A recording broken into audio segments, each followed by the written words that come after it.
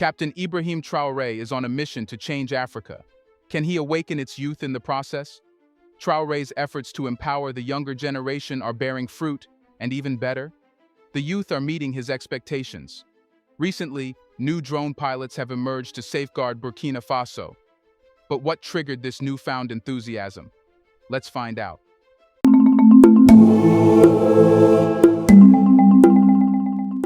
Let's face it, under Captain Ibrahim Traoré, Burkina Faso is rewriting the very rules of warfare in the Sahel region. For years, insurgent groups have scared vast portions of this region, taking advantage of its rugged terrain, lack of surveillance, and outdated military tactics to strike, retreat, and regroup with little fear of capture. But the introduction of drones, and not just any drones, but state-of-the-art AES models, has turned the tables. If you think this is just another tactical move, a fleeting military update, let us stop you right there. The rise of drone warfare in Burkina Faso isn't just a game changer. It's a paradigm shift that could influence the entire region's approach to counter-insurgency. Anyone dismissing this as a simple enhancement doesn't understand the future of warfare. Now, we know the critics. They'll say, drone warfare is dangerous, reckless, even inhumane. But seriously, what is their solution? Sending soldiers to walk into ambushes, only to suffer casualties and civilian collateral damage? The truth is simple. If we can eliminate key insurgent leaders and severely disrupt insurgent networks without putting a single soldier's life on the line, why wouldn't we do it? Show us a more efficient way to root out insurgents hiding in remote deserts or mountain caves. You can't. Drones provide a surgical precision that traditional methods of warfare simply cannot achieve, and they do it without sacrificing the lives of soldiers or innocent civilians. The ability to carry out targeted strikes without collateral damage is an achievement every military aspires to. Drones make this possible, so why aren't we embracing it? And let's not ignore Mali's Colonel Assimi Goïta, who is fully backing this drone collaboration with Captain Traoré. The collaboration between these two military leaders is no accident. It's a calculated move that reflects their understanding of how modern warfare has evolved. Together, they've invested in building a drone force capable of tracking, monitoring, and eliminating insurgents who once seemed untouchable. Show us any evidence that suggests otherwise, or better yet, admit that drone warfare is the game changer Africa's military forces desperately need. But we're just scratching the surface. What we're witnessing in Burkina Faso is part of a much larger trend, one where African nations, long hampered by insurgencies, are turning to technology to level the playing field. The use of drones represents more than just a military tactic. It's a symbol of innovation and resilience in a region where instability has been the norm for far too long. So, let's ask the important question. How has drone warfare transformed Burkina Faso's military strategy? This is a locally made drone made from the bamboo and the styrofoam and some of the electronics component and the 3D printed parts. We have been here for the showcase of the drone that we, Tanzania, we, Africa, we are capable of making the drone on our own. We are putting the camera and the battery for us to be able to acquire imaging for mapping. I am here in the African Drone Forum to showcase my fellow Africans. We are also capable of making a drone. Burkina Faso's insurgency problem is far from new. For years, insurgent groups have used the terrain of the Sahel as both a shield and a weapon. The region's vast, unmonitored stretches of land, from dense forests to remote deserts, have allowed these insurgents to operate almost with impunity. They've mastered the art of guerrilla warfare, exploiting the military's lack of technological infrastructure and reliance on outdated ground operations. Burkina Faso, like many other African nations, was fighting a war it couldn't win with its existing strategies, until drones entered the scene. With the introduction of AES drones, Burkina Faso has experienced a dramatic shift in its approach to warfare. Let's not sugarcoat it. Insurgents who once could disappear into the terrain are now being hunted by machines that don't get tired, don't need to sleep and operate 24/7. These drones come equipped with thermal imaging, night vision, and AI-enhanced tracking systems that allow the military to monitor insurgent movements in real time, regardless of the time of day or weather conditions. It's not just about having eyes in the sky. It's about having intelligent eyes that analyze, track, and report insurgent activity instantly. Before the use of drones, Burkina Faso's forces were stuck in a cycle of reactionary warfare. Soldiers were deployed after an attack occurred, chasing shadows in the mountains, deserts, or jungles. Insurgents had perfected their escape tactics, attack and retreat, using the land to their advantage. Foot soldiers were at a disadvantage, outnumbered and unfamiliar with the terrain, while insurgents moved freely, taking advantage of the military's blind spots. Manned aircraft, while useful for bombardment, often led to collateral damage and couldn't provide the surgical precision required to hit specific targets hiding among civilian populations. But drones have changed the game. These autonomous machines offer a level of surveillance and precision that was previously unattainable. With drones, the military doesn't need to send ground troops into dangerous, unknown territories. They can now monitor insurgent hideouts from the sky and launch precision-guided strikes when the moment is right. Let us ask you this: why risk soldiers' lives in hostile environments when drones can neutralize targets without anyone on the ground? But here's the key. It's not just about technology, it's about training. The success of this drone program lies in the hands of local pilots who have undergone extensive training to operate these machines effectively. These are not foreign contractors flying drones from thousands of miles away. These are Burkina Faso's military personnel, trained to use drones in their home terrain. The military is no longer dependent on foreign contractors or expensive military aid. Instead, they've developed a self-sustaining defense system, a local solution to a local problem. This strategic shift has allowed Burkina Faso's military to become more proactive, identifying and neutralizing insurgents before they can launch attacks. In contrast to the past, when the military was always a step behind, drones have given them the ability to preemptively strike, crippling insurgent operations before they begin. And let's be honest, nothing demoralizes an enemy more than knowing their movements are being tracked, their hideouts are no longer safe, and their ability to regroup has been compromised. The use of drones has transformed Burkina Faso's military from a reactionary force to a highly adaptive, technologically advanced fighting machine. This is no small feat, and the results are already visible on the ground. The insurgents are on the defensive, and for the first time in years, Burkina Faso is no longer just fighting to survive, it's fighting to win. With the integration of drones into Burkina Faso's military strategy, we've seen an immediate impact on the battlefield. But how exactly have drones contributed to neutralizing key insurgent leaders? Here's a reminder to please like and share the video and subscribe to our channel to watch more videos on Black culture, history, civilization, and identity. Let's continue now. When you hear about drone warfare, it's easy to focus on the technology, machines flying overhead, gathering intelligence, firing precision-guided munitions. But the real story is in the results. One of the most significant outcomes of Burkina Faso's drone program has been the elimination of key insurgent leaders who until now seemed untouchable. Let us ask you this: without drones, how do you think Burkina Faso's military would have been able to track down and neutralize insurgent leaders hiding deep within rebel-controlled territories? We're not talking about a couple of minor field commanders. We're talking about the top brass. Insurgent leaders who had evaded capture for years using guerrilla tactics, intimate knowledge of the terrain, and a network of informants to stay one step ahead of traditional military forces. There are many examples where the leaders of the insurgent groups were caught with the help of drones. Here's the thing. Traditional warfare methods like deploying ground troops often leave room for collateral damage and civilian casualties. But drones, with their pinpoint accuracy, can take out insurgents without endangering the lives of nearby civilians. Critics of drone warfare love to argue that drones make war too impersonal and that they remove the human element. But ask yourself, would you rather see a drone strike that takes out an insurgent leader with zero civilian casualties? Or would you prefer a full-scale ground invasion that risks hundreds of lives? The choice is clear.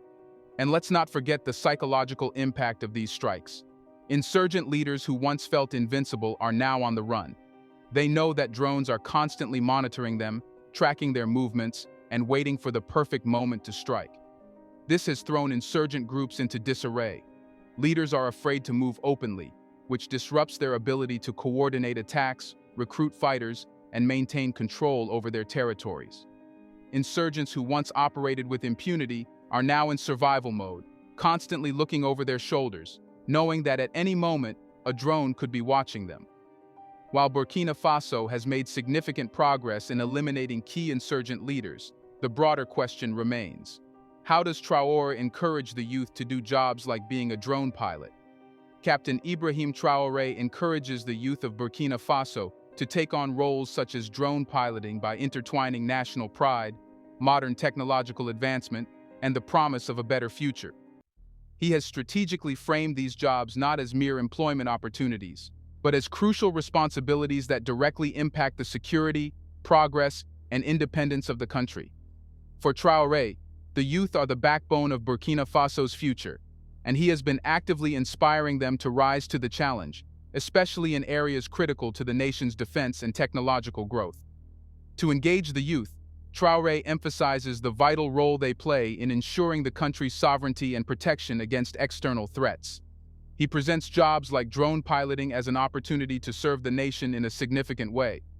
Drone technology, which is increasingly crucial in modern warfare and surveillance, is a perfect example of the kind of high-skilled job that Traoré is promoting.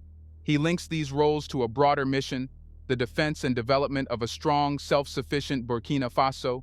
By making it clear that the nation's future rests on the shoulders of the young, he instills a deep sense of responsibility and pride, encouraging them to see these careers as both a personal and national calling.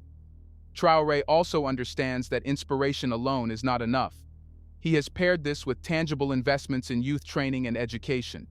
Under his leadership, Burkina Faso has established training programs that equip young people with the technical expertise required for modern fields such as drone piloting, engineering, and cybersecurity.